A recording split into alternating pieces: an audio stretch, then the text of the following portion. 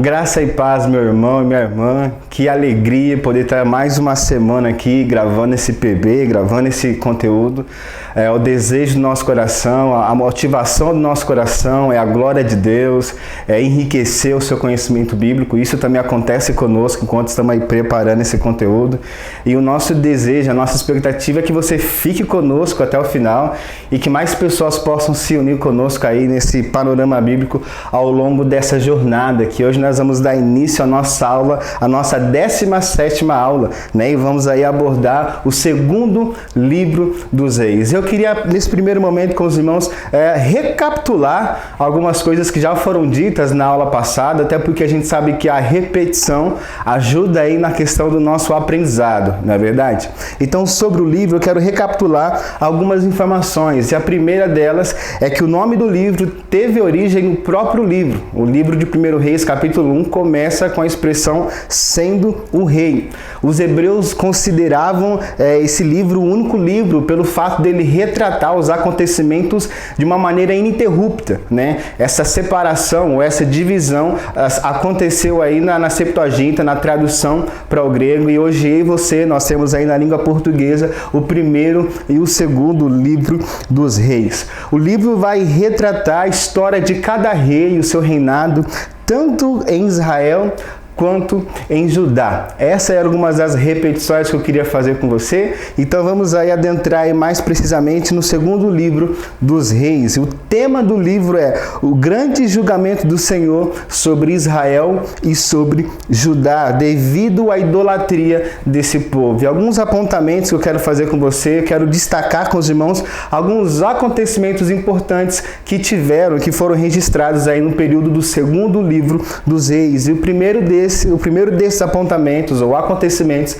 é que o segundo livro dos reis se inicia com o fim do ministério do profeta Elias, né? O livro vai começar com o último ato de julgamento do profeta Elias, que foi dirigido ao rei Acasias, o rei que a Bíblia conta que ele caiu aí da sacada de um dos seus quartos, ficou do palácio, ficou gravemente ferido. Então o rei Acasias manda um dos seus mensageiros ir até Ecrom consultar Baal-zebub se ele iria sobreviver àquele acidente. E aí no caminho o profeta Elias encontra com esse mensageiro e diz: volta para o seu senhor e diga para ele se por acaso não há Deus em Israel, para que ele tenha que ir até Ecrom consultar a Baal-zebub. Aí o texto bíblico vai nos dizer lá em 2 Reis, capítulo 1, versículos 15 e versículos 16: o anjo do Senhor disse a Elias: acompanho, não tenha medo dele. Então Elias se levantou, desceu com ele e foi falar com o rei. Ao chegar, disse ao rei: assim diz o Senhor, acaso não há Deus em Israel? Por que você mandou consultar Baal-zebub, Deus de Ecrom? Por isso você não se levantará mais dessa cama, e certamente você morrerá. Esse é o último julgamento, o último ato de julgamento aí do profeta Elias. O segundo acontecimento importante é que aí Elias sendo elevado aos céus e essa passagem de bastão, né? Porque o livro retrata tanto o fim do ministério de Elias quanto o início do ministério de Eliseu. O texto bíblico de 2 Reis, capítulo 2, versículo 11 diz assim: de repente, enquanto caminhavam e conversavam, apareceu um carro de fogo, puxado por cavalos de fogo, que os separou, e Elias foi levado aos céus num redemoinho. As pessoas costumam dizer que Elias foi levado ao céu numa carruagem de fogo, que o texto bíblico não diz isso. O texto bíblico fala que ele subiu aos céus num redemoinho. E é interessante que o texto vai narrar, o capítulo 2, que Elias e Eliseu saem de Gilgal e vai para Betel, de Betel para Jericó, de Jericó eles descem para o Jordão, e em cada um desses lugares Eliseu teve a oportunidade de abandonar Elias, que já estava aí nos seus últimos minutos aí na terra entre os homens, mas Eliseu escolhe ficar com Elias até o último minuto.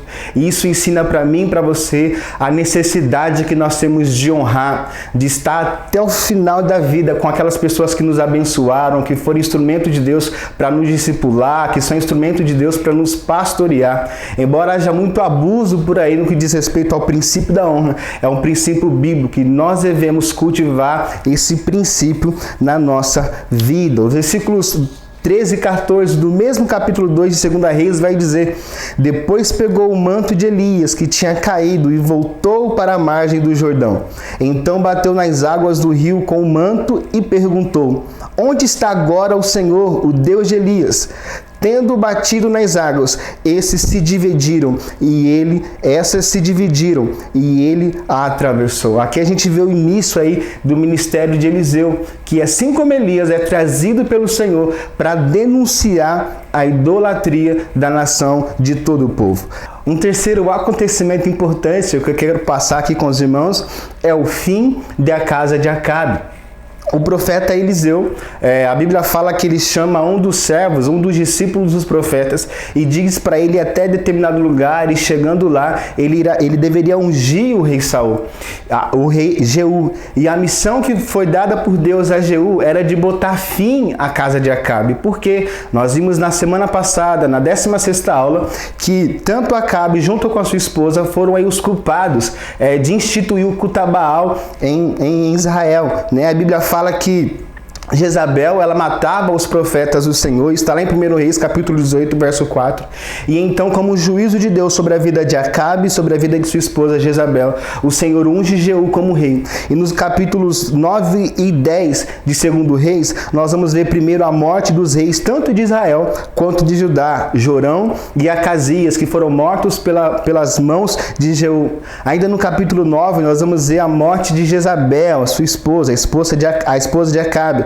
Já no capítulo 10, a gente vai ver, por fim, aí, a destruição total da família de Acabe, que Jeú vai lá e destrói e mata todos os seus familiares. E também no capítulo 10, aí pelas mãos de Jeú, a morte dos profetas de Baal. Esses são alguns acontecimentos importantes que eu queria passar com os irmãos. E aqui eu quero agora falar de algumas contribuições singulares do segundo livro dos Reis. E a primeira delas é a queda de Samaria em 722 a.C. Vamos ler comigo o segundo livro dos Reis, capítulo 17, versículos 4 e 5, que nos diz assim: mas o rei da Síria descobriu que Oséias era um traidor, pois havia mandado emissários a So, rei do Egito, e já não pagava mais o tributo, como costumava fazer a cada ano.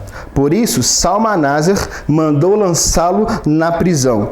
O rei da Síria invadiu todo o país, marchou contra Samaria e a sitiou por 3 anos. E aqui a gente vê registrado a queda de Samaria, e talvez você esteja se pensando, mas por que isso aconteceu? Será que o Senhor tinha abandonado o seu próprio povo, o povo da aliança? Será que o Senhor tinha se esquecido desse povo? Mas olha o que a Bíblia vai nos dizer nos versículos 7 e 8 do mesmo capítulo. O texto vai nos mostrar qual foi a causa da queda de Samaria. E o texto nos diz o seguinte: tudo isso aconteceu porque os israelitas haviam pecado contra o Senhor seu Deus, que os tirara do Egito de sob o poder de Faraó, rei do Egito. Eles prestaram culto a outros deuses e seguiram os costumes das nações que o Senhor havia expulsado de diante deles, bem como os costumes que os reis de Israel haviam introduzido. Note que a causa da queda de Samaria não foi que Deus havia abandonado o seu povo, mas que esse povo havia se esquecido do Senhor. Esse povo já não se recordava mais do Deus que havia tirado eles do Egito e tinha levado eles à terra que o Senhor lhes havia prometido. E é esta razão, essa é a causa da queda de Samaria. Uma segunda contribuição singular do texto, do livro de 2 Reis, eu quero falar com vocês a respeito da reforma de Josias em Judá, que está lá registrado no capítulo 23 e o capítulo 22 de Josias. A Bíblia fala que esse rei, ele renova a aliança de Deus com o povo. No capítulo 22, o sacerdote Ilquias, ele vai encontrar o livro da lei no templo. E aí, tendo o livro da lei em mãos, no capítulo 23, a Bíblia fala que Josias reúne todo o povo de Judá, de Jerusalém, todos os líderes, e faz um voto de servir ao Senhor integralmente. Ele reforma aí aquela nação, ele praticamente sozinho vai varrer toda a idolatria que havia entre o povo. Olha o que a Bíblia chega a dizer a respeito de Josias.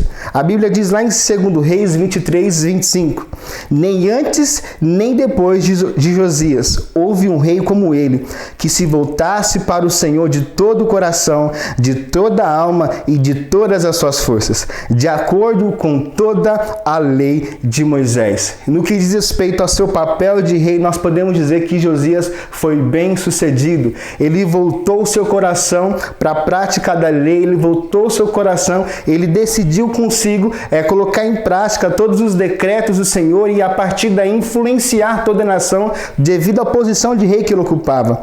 Mas infelizmente, Josias fracassou em algo que eu e você não podemos fracassar. Josias fracassou no que diz respeito à criação dos seus filhos. E fica aqui para nós uma lição. Nós podemos estar engajados com as coisas mais nobres possíveis, em nome de Jesus e para a glória do nosso Deus. Mas nós não devemos nos esquecer que os nossos filhos devem ser o nosso campo missionário, que nós devemos cuidar os nossos filhos, criar os nossos filhos no caminho do Senhor. Porque a Bíblia conta que logo depois que Josias morreu, quando ele vai entrar em um combate aí com o rei do Egito, tentando aí ajudar o rei da Síria, ele foi morto e os seus filhos que tomaram aí o trono no lugar dele, voltaram-se para a idolatria. Seus filhos eram ímpios, não tinham o mesmo temor que o seu pai Josias tinha para com o Senhor. Daí todo o trabalho de Josias foi colocado por terra pelas mãos dos seus próprios filhos. Uma terceira contribuição singular que eu quero passar com os irmãos é a destruição de Jerusalém e do templo em 586 a.C. Eu quero ler com os irmãos a leitura, é um pouco extensa, mas vamos lá. 2 Reis, capítulo 25, eu quero ler do versículo 1 até o versículo 9. A Bíblia diz assim: Ora, Zedequias rebelou-se contra o rei da Babilônia. Então, no 9º ano do reinado de Zedequias, o 10º dia do 10º mês, Nabucodonosor, rei da Babilônia, marchou contra Jerusalém com todo o seu exército. Ele acampou em frente da cidade e construiu rampas de ataque ao redor dela. A cidade foi mantida sob cerco até o 11º ano do reinado de Zedequias. No nono dia do 4º mês, a fome da cidade havia se tornado tão rigorosa que nada havia para o povo comer. Então o muro da cidade foi rompido e todos os soldados fugiram de noite pela porta entre os dois muros próximos ao jardim do rei. Embora os babilônios estivessem em torno da cidade, fugiram na direção de Arabá, mas o exército babilônio perseguiu o rei e o alcançou nas planícies de Jericó. Todos os seus soldados o abandonaram e ele foi capturado.